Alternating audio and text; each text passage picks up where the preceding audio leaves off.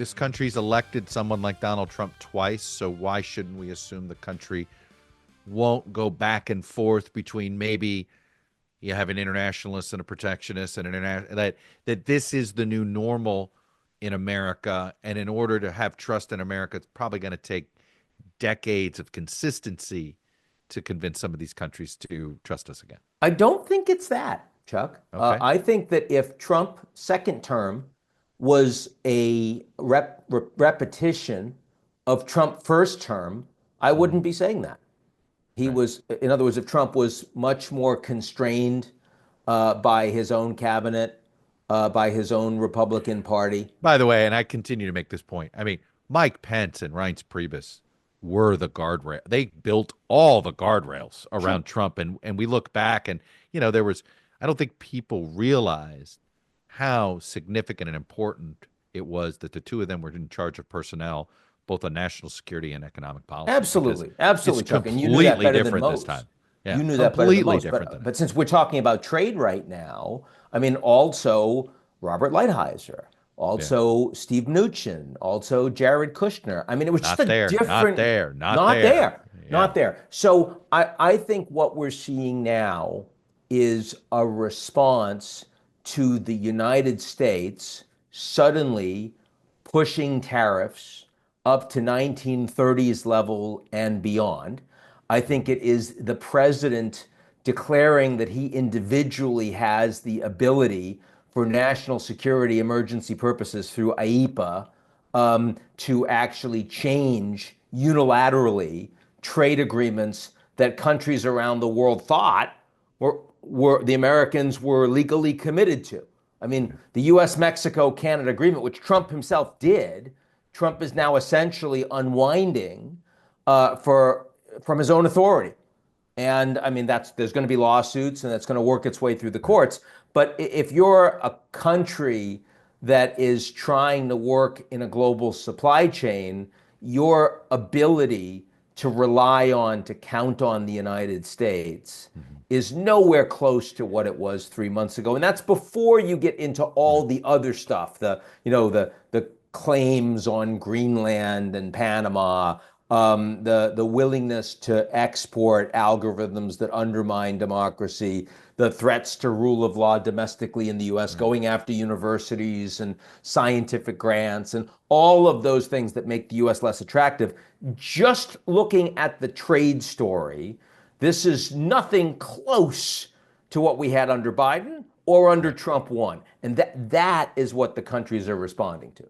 So if your goal is to de-risk from the United States, a lot of times it meant, de-risking from China meant, frankly, getting closer to the United States, getting closer to India, getting closer to perhaps the EU.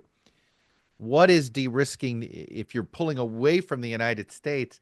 Is this now everybody's just simply retreating and you'll do a little bit of business with China, a little bit of business with the United States, just where it financially makes sense? Is that what you're describing? Or does China have an opportunity here to become sort of the transactional leader of the global economy? Meaning, you know what, we're not going to judge you politically. We're just here to do business. So in the global South, with the exception of India, which is important, and we can get to that in a bit, all of those countries already had China as their leading trade partner. Right. So, I mean, the United States having just blown up USAID and now saying they're putting tariffs, another 10% on all these countries, no matter how poor they are, whether or not they have people, clearly that makes China mop up in those countries, right? Sure, right. I buy that. But that was the trajectory before Trump put the tariffs on anyway, so not a massive change there.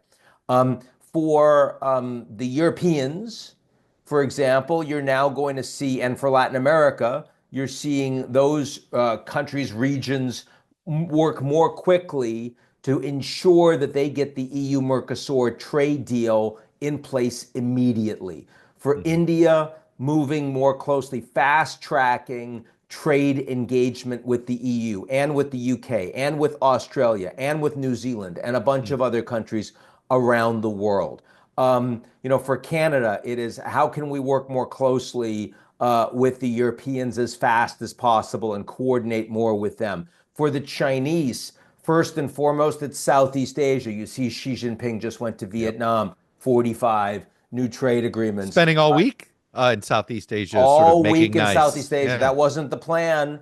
That wasn't Right. the plan 3 months ago. It is now, right? So you've got that. Now, that story is not the U.S. is sort of going to lose influence and all of it goes to China. That is everyone trying to hedge everywhere at the margins and more over time so that they can't be hit as badly by a capricious overnight decision that can change again tomorrow by President Trump and his top advisors. This is what's just so mind-boggling, I think, to so many people in the United States, business leaders, political leaders, you name it, which is like, this has all been self-inflicted.